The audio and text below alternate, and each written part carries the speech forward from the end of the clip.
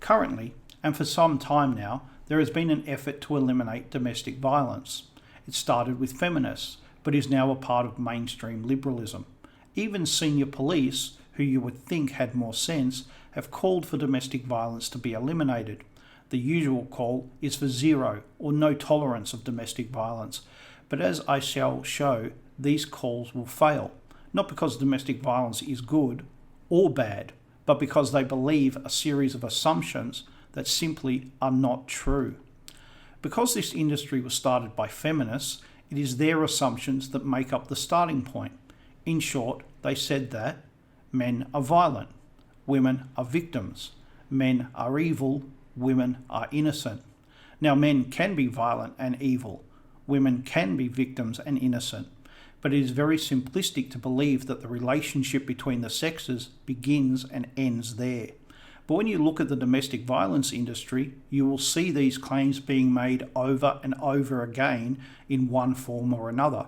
It is the bedrock on which everything else is built. Most people think that they know what domestic violence is. It's hitting or some kind of physical assault. It may be some kind of threat or threatening behaviour. But according to the domestic violence industry, it is so much more than that. Have you ever yelled at your partner? Had a disagreement about money? Told them that they may not do something? Have you ever told them that they were stupid? If you have, you may be guilty of domestic violence. No hitting, no violence, just words. Of course, most people think this is absurd, but not the domestic violence industry. Their definition is as broad as possible. Of course, there's an epidemic of domestic violence when you believe that yelling at your partner is violence. Sadly, the police in many places have been trained to think in exactly this way. Domestic violence is real. It exists. And for those caught up in it, it can be devastating. But here we come across another assumption, that domestic violence is planned. You know, a man wakes up, has breakfast, and writes himself a to-do list. Go to work, put on football tips, do a spot of gardening, beat up wife. While I cannot say this has never happened, how common do you think this would actually be? In fact, in the vast majority of cases, domestic violence is a simple disagreement that for some reason spirals out of control. When you look closer, you see a number of reasons why these disagreements spiral out of control.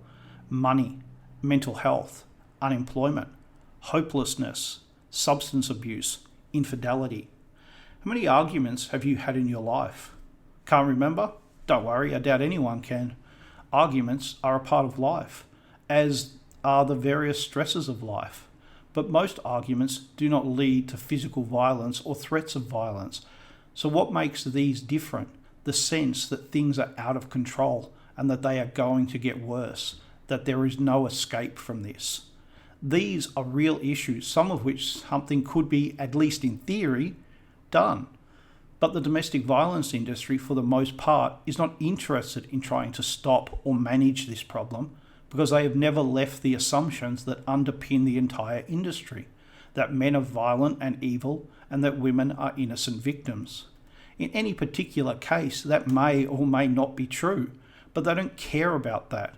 They only care about keeping the assumptions alive, instead of being what it proclaims to be, an industry that wants to protect women.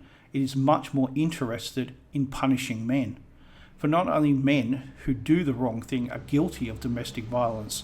If you are attacked and defend yourself, you are also guilty.